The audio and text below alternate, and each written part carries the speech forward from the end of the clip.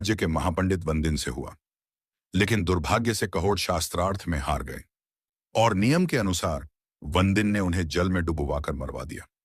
कई दिन बीत गए, लेकिन कहोड़ वापस नहीं लौटे।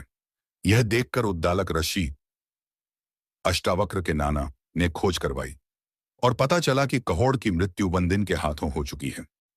यह दुखद सत्य अष्टावक्र से छुपा लिया गया।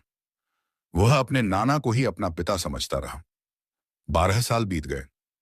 अष्टावक्र ने न केवल गर्भ में ज्ञान पाया था, बल्कि आश्रम में भी लगातार पढ़ाई करके वह एक महान विद्वान बन चुका था। 12 वर्षों के गहन अध्ययन के बाद अष्टावक्र अत्यंत बुद्धिमान हो चुका था। उसकी बुद्धि को लोग ब्रह्मा के समान मानते थे। एक दिन अचानक उसे सच का पता चला कि जिसे वह अपना पिता समझता था, वह तो उसके नाना हैं और उसके सच्चे पिता कहोड़ ऋषि वंदिन के हाथों शास्त्रार्थ में हारकर जल में डुबो दिए गए थे। यह जानकर अष्टावक्र का दिल टूट गया।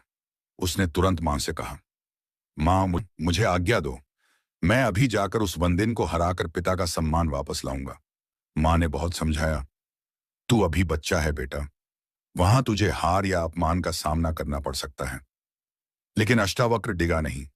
उसने कहा, शरीर चाहे जैसा हो, पर ज्ञान की शक्ति में कोई बाधा नहीं है। अंततः वह अपने मामा श्वेतकेतु को साथ लेकर राजा जनक की नगरी की ओर चल पड़ा, जहां उस समय महायज्ञ का आयोजन चल रहा था।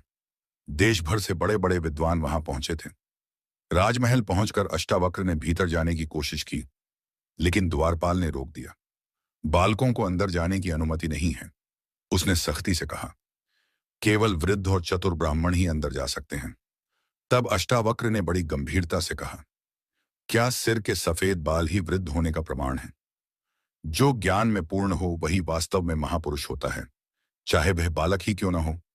हम यहां तुम्हारे राज पंडित वंदिन से शास्त्रार्थ करने आए हैं और उसे परास्त करके दिखाएंगे। द्वारपाल उनकी वाणी सुनकर चकित रह गया और उन्हें सभा में प्रवेश दे दिया। अष्टावक्र सभा में पहुंचा।